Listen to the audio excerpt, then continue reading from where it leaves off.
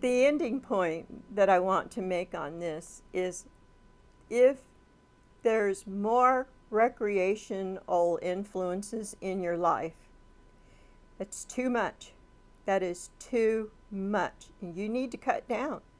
You cannot live a reasonably sane, mature, clarity of mind life if you're always reaching for something that's going to be this emotional mental salve that's going to dull your senses. That goes for you and your husband or anybody else that's listening. There's better ways to cope. And like I said, if you really need prescription anxiety medication, or there may be, I think in some states, CBD oil is okay, and I've heard that that does help in certain ways. I'm not sure how it is. I don't know if it makes you high. I would hope not. But that would be kind of counterproductive to the point that I'm trying to make. But you really need to do that, and you might find the reality of the world is angry with you for a good reason, and that you might find the reason that you are being blocked and ignored is for good reason.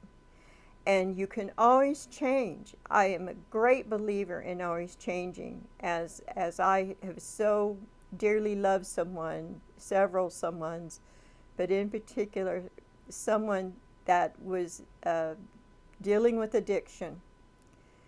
And it's a long road when you're dealing with that for years and years and years. And you've run everything from anger to just giving up to negotiation to begging, crying, threatening, everything to get that someone to move away from that. And then when they're honestly trying, but they're like 2 weeks is the longest they can go and they fall down.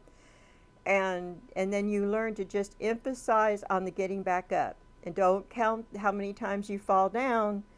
Focus on getting back up and get back up and keep trying. And maybe that 2 weeks will become 2 weeks in a day, and a little bit more and a little bit more.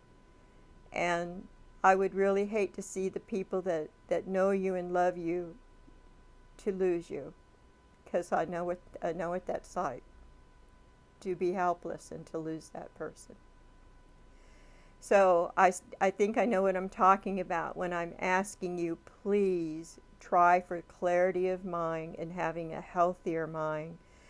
Do that for yourself mainly, but just think of how much the people in your family that love you, they want you back.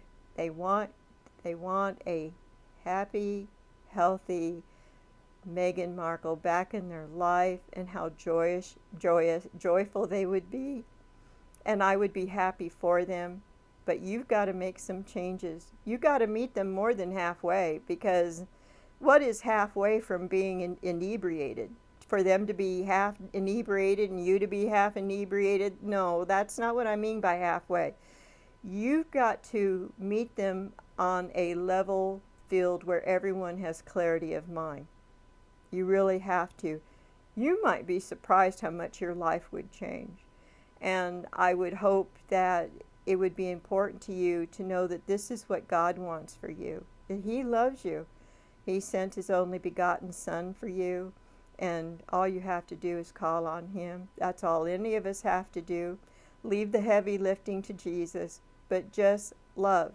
And if your life is not love-centered, Jesus, or just at least love-centered, if your life is not love-centered, you're going to find more and more reasons to be hateful and angry and resentful and all those things that I just think it's the work of the devil that he puts in our way as a stumbling block. And if you're having trouble with forgiveness, I've got a story about that, and I'll share that the next time. But until then, I'd like you, Megan, and everyone that's with me right now to bloom where God has planted you. And please like, subscribe, and share. And would like to see you next time and hope that everything's going well. Y'all, take care. Bye-bye.